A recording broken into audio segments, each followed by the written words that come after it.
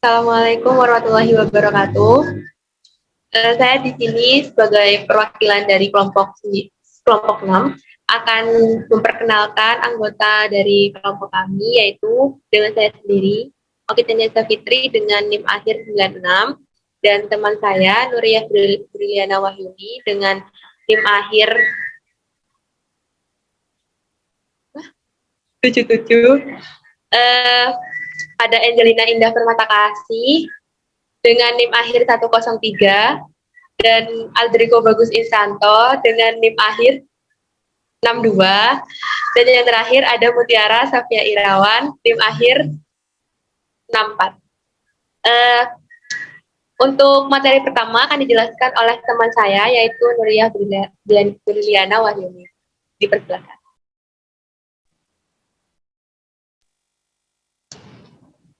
Baik, saya di sini akan menjelaskan tentang analisis deskriptif. Yang pertama ada distribusi frekuensi, yang kedua ada tendensi sentral, yaitu ada mean, median, modus. Yang ketiga ada variabilitas, yaitu ada range, mean deviasi, standar deviasi. Yang pertama ada distribusi frekuensi, yaitu merupakan tabel ringkasan data yang menunjukkan frekuensi atau banyaknya item atau objek pada setiap kelas yang ada. Tujuannya yaitu untuk mendapatkan informasi lebih dalam tentang data yang ada yang tidak secara cepat diperoleh dengan melihat data aslinya. Yang kedua ada tendensi sentral, karena distribusi frekuensi kurang ringkas menyajikan informasi, dapat digunakan untuk merangkum dan mendeskripsikan suatu kelompok variabel, kecenderungan memusatnya skor dalam suatu distribusi. Terdiri dari modus, yaitu skor yang nilainya. Yang kedua ada median, besaran yang membagi data menjadi dua kelompok sama besar. Yang ketiga ada mean, rata-rata angka yang diperoleh individu. Yang ketiga ada variabilitas, menunjukkan variasi. Tendensi sentral belum cukup menunjukkan kecenderungannya secara lengkap, mencerminkan bagaimana skor-skor berbeda satu dengan yang lain, yaitu ada range, ukuran umum dari variabilitas untuk menunjukkan gejala awal. Kekurangannya yaitu belum menunjukkan variabilitas sebenarnya, karena bisa jadi jarak terendah atau tertinggi akibat dari outliers. Yang kedua ada mean deviasi, jumlah nilai absolut deviasi dari mean. Kelemahannya yaitu terletak pada pengabaian skor negatif. Yang ketiga ada standar deviasi atau jarak rata-rata skor dari mean. Semakin tinggi standar deviasi, semakin besar penyebaran skor-skornya, dan semakin tinggi perbedaan satu dengan lainnya. Yaitu ada heterogen, jika kecil adalah homogen. Standar deviasi sensitif terhadap skor ekstrim. Jika bila ada skor ekstrim dalam data, jangan lupa buat catatannya. Bila standar deviasi D, artinya tidak ada variasi dalam data, sangat jarang terjadi. Yang wajib dilaporkan adalah mean, menunjukkan pusat data. Standar deviasi untuk menentukan data kita heterogen atau homogen. Adapun cara menghitung menggunakan SPSS. Tendensi sentral dan standar deviasi. Analyze,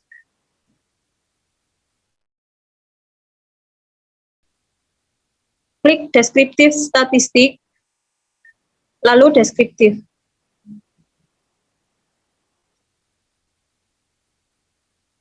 Yang kedua, masukkan variabelnya, option, klik, mean, standard deviation, minimum, maksimum, variance, range, standar E, rata-rata, lalu klik distribution, kurtosis, lalu skewness, continue.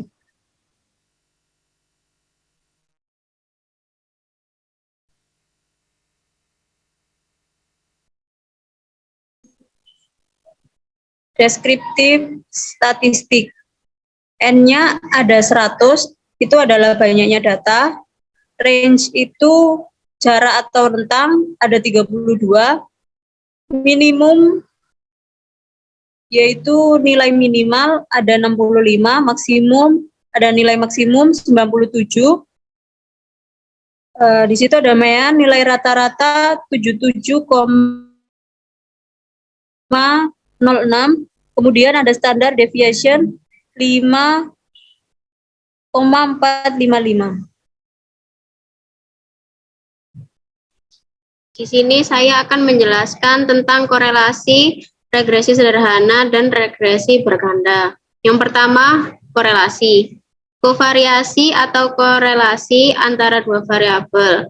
Kedua variabel tersebut dapat saling bertukar, seperti motivasi dan gaji. Biasanya menggunakan skala interval atau rasio. Korelasi bukan hubungan sebab akibat. Desain korelasional adalah penelitian dilakukan karena tidak melakukan manipulasi dengan alasan etis maupun praktis. Koefisien korelasi atau nilai yang menunjukkan besar kecil hubungan antar dua variabel memberikan dua informasi. Yang pertama, besaran, yaitu semakin mendekati 0, semakin kecil. Yang kedua, arah atau nilai positif arah hubungan berbanding lurus dan nilai negatif arah hubungan berbanding terbalik. Selanjutnya saya akan menginput data korelasi menggunakan SPSS. Yang pertama, klik Analyze. Selanjutnya pilih Correlate. Lalu Bivariate. Kemudian masukkan variabelnya.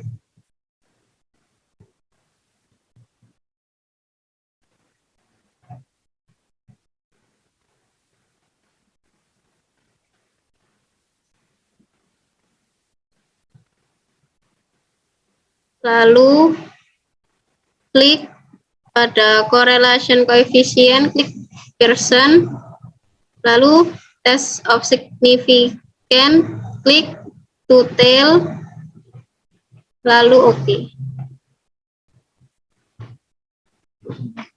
Di sini adalah hasil dari korelasi.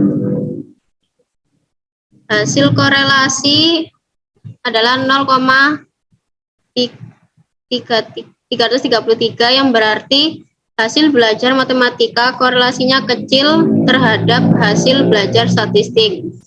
Sedangkan hasil korelasi belajar bahasa terhadap hasil belajar statistik sebesar 0,043. Juga kecil korelasinya.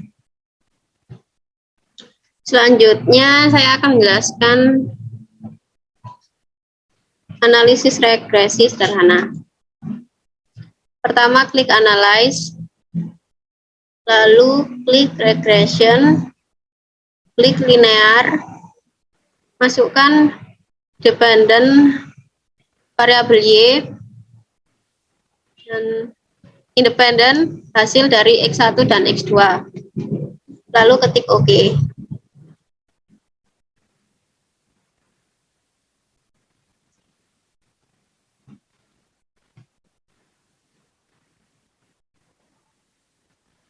Persamaan regresi linear sederhana adalah Y sama dengan A, yaitu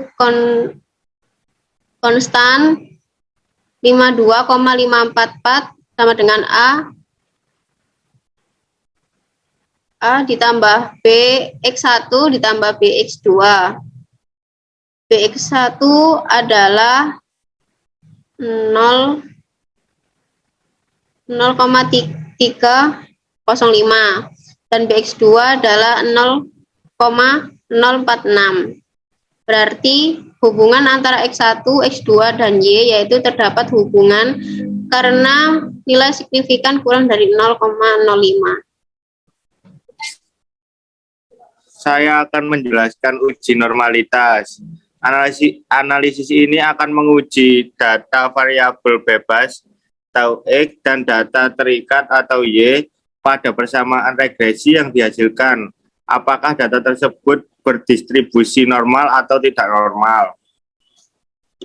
Data yang baik adalah data yang variabel bebas dan variabel terikatnya berdistribusi mendekati normal atau normal sekali. Cara menggunakan SPPS.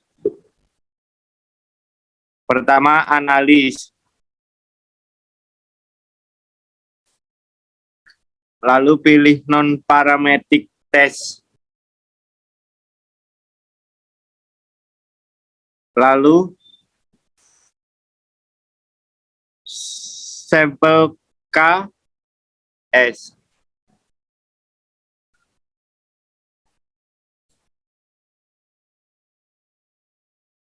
Pada teks variabel tes, isikan X1, X2, dan Y.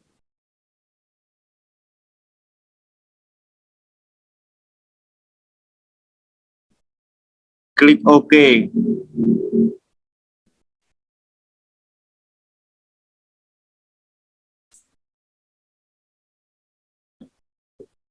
Nilai signifikasi hasil belajar matematika bernilai 0,134 atau 1,34%, yang berarti kurang dari 5%.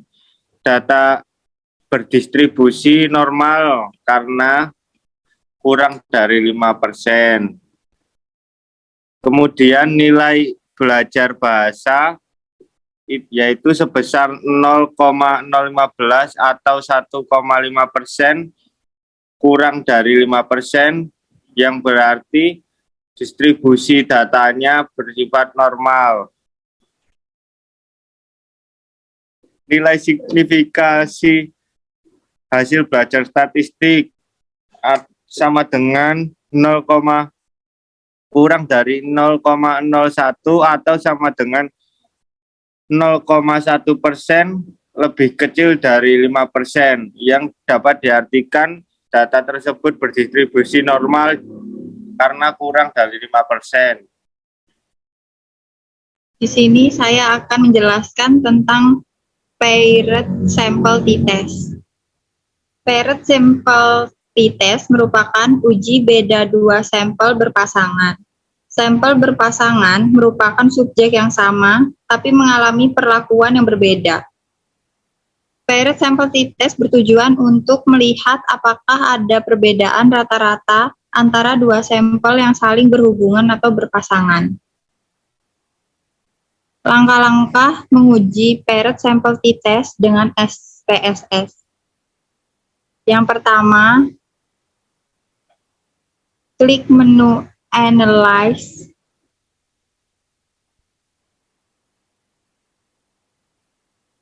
lalu pilih Compare Means,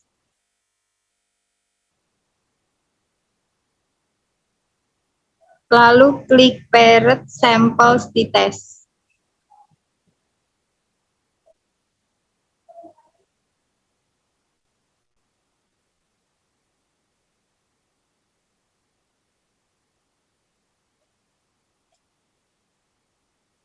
Kemudian, masukkan data ke kotak paired variables.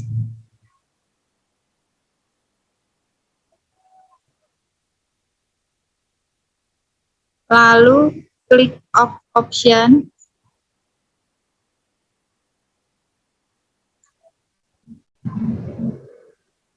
Pada confidence interval persen, tulis 95%, lalu klik continue,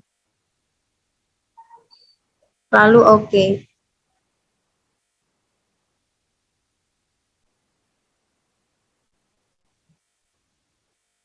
Pada paired sample statistik, kesimpulannya, nilai rata-rata hasil belajar matematika adalah 77,06 dan nilai rata-rata hasil belajar bahasa adalah 76,42. Artinya, secara deskriptif ada perbedaan antara rata-rata hasil belajar matematika dan rata-rata hasil belajar bahasa. Yang kedua ada paired samples correlation. Berdasarkan hasilnya, diketahui nilai koefisien korelasi sebesar 0,012 dengan nilai signifikansi sebesar 0,903. Karena nilai signifikansi 0,903 berarti lebih besar probabilitas 0,05.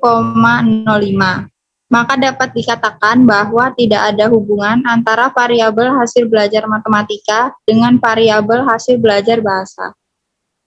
Lalu, paired sample test. Berdasarkan tabel paired sample test, diketahui nilai signifikansi sebesar 0,355 lebih besar dari 0,05. Maka HO diterima dan HA ditolak. Selanjutnya akan dilanjutkan oleh teman saya. Oke, di sini saya akan menjelaskan terkait uji asumsi. Uji asumsi ini merupakan uji prasyarat yang dilakukan sebelum melakukan analisis lebih lanjut terhadap data yang telah dikumpulkan. Pengujian asumsi ini ditujukan agar dapat menghasilkan model regresi yang memenuhi kriteria BLINE atau Bayes Linear Unbiased Estimator. Di dalam uji asumsi ini terdapat beberapa uji, diantaranya uji normalitas, multikolinearitas, heteroskedastisitas, dan autokorelasi. Uji normalitas. Di sini saya akan jelaskan terkait uji normalitas. Sebelumnya sudah disampaikan oleh teman saya, yaitu Aldrico, terkait uji normalitas. Saya akan menggunakan cara yang berbeda untuk menguji normalitas data ini. Dengan cara grafik histogram dan normal probability plot. Cara untuk mengetahui data tersebut normal atau tidak, cukup membandingkan data real atau nyata dengan garis kurva yang membentuk apakah mendekati normal atau normal sama sekali. Jika menggunakan normal probability plot, cukup melihat data real atau nyata dengan data distribusi normal yang otomatis dibuat oleh komputer. Yaitu caranya yang pertama, klik analyze, pilih regression, kemudian pilih linear. Pada tabel dependent, isikan variabel terikatnya yaitu variabel Y, dan independen diisikan variabel bebasnya yaitu X1 dan X2. Lalu klik plot, dan pilih linear regression plot. Klik histogram, lalu klik probability plot, lalu continue.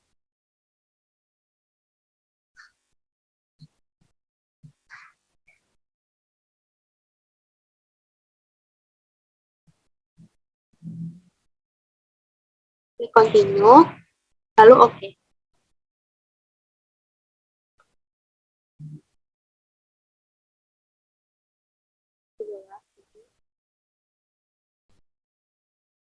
Oke, di situ ada diagram yang menunjukkan bahwa data tersebut berdistribusi normal.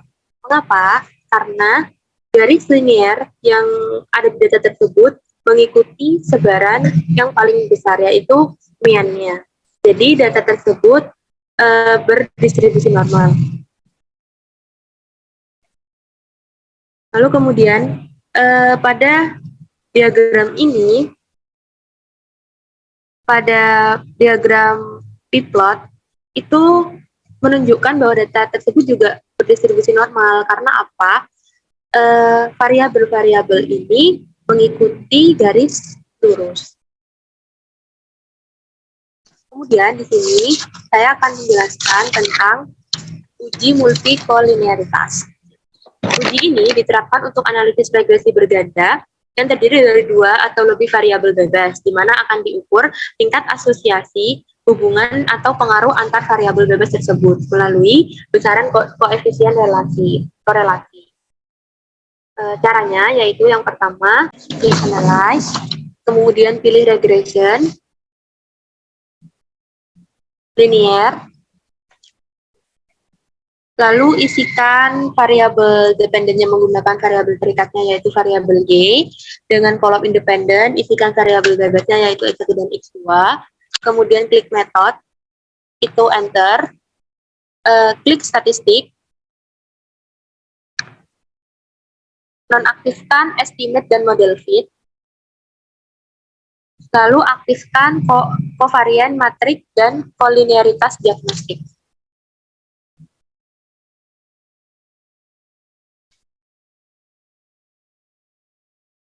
Oke, kemudian continue, lalu klik OK.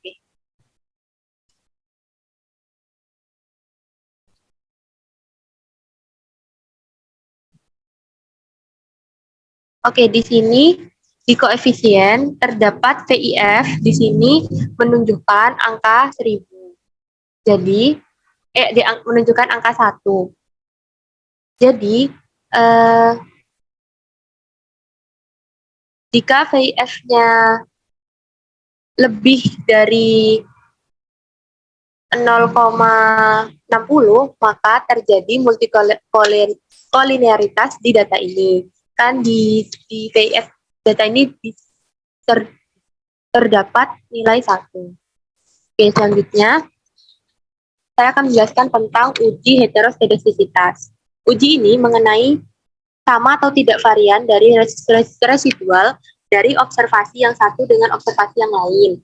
Jika residualnya mempunyai varian yang sama, disebut terjadi homokedastisitas, dan variannya tidak sama atau berbeda disebut terjadi heteroskedastisitas. Itu caranya. Yang pertama, klik analyze, klik statistik, lalu pilih regression, kemudian linear, muncul dialog linear regression, klik dependent, isi variabel terikat menggunakan variabel Y, dan independen isikan dengan variabel bebas, yaitu X1 dan X2. Klik plot, lalu variabel SID disumbu Y, sedangkan variabel ZPRID disumbu X. Lalu klik continue dan OK.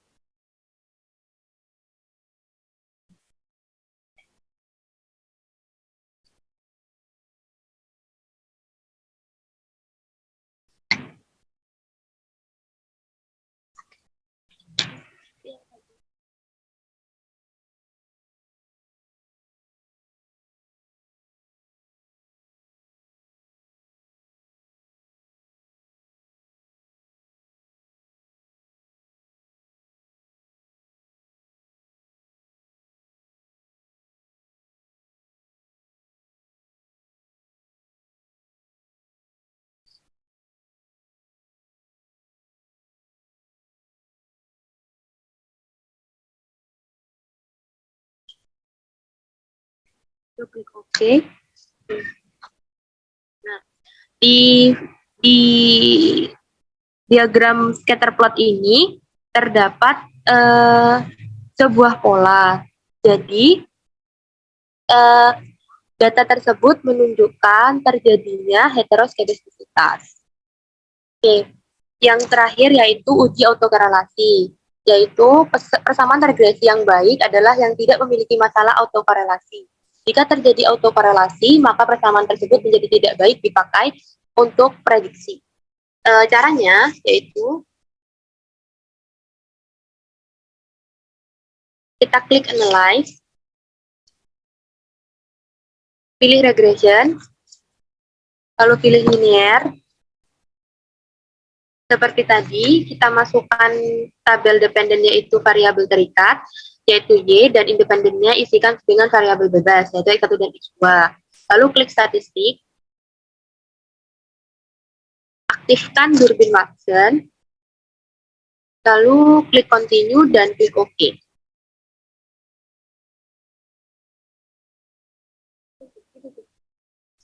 Oke, di sini di model summary itu terdapat Durbin Watson. Di data ini Durbin Watson-nya yaitu menunjukkan angka 1,828. Sedangkan Durbin Watson di antara min 2 sampai plus 2 itu tidak terjadi autokorelasi. Maka karena data ini menunjukkan Darwin-Watson 1,828, maka data ini tidak terjadi autokorelasi di data. Mungkin itu saja yang bisa saya dan teman-teman saya sampaikan. Kurang lebihnya mohon maaf. Wassalamualaikum warahmatullahi wabarakatuh.